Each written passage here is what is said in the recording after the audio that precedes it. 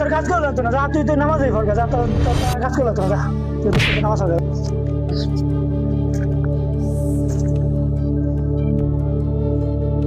ভাই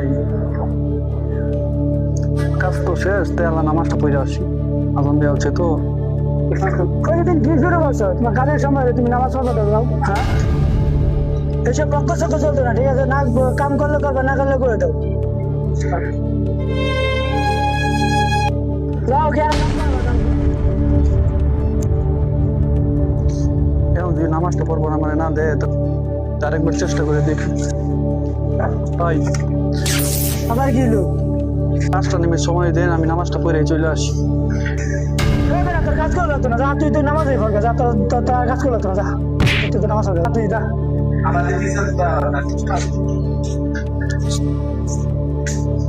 তোমার এবাদত পালন করবার এখন আমার চাকরিটাই চলে গেছে, তো তুমি আমার এত মুসিবত কেন ফালছো? আল্লাহ তুমি রহমতের মালিক, তুমি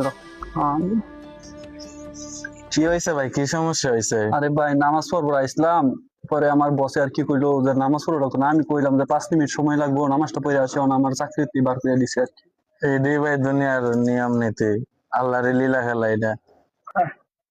আল্লাহর এটা কিরম লীলা খেলা, যে আল্লাহর পথে চলে তারই মুসিবত, যে আল্লাহর পথে না চলে তারই মুসিবত।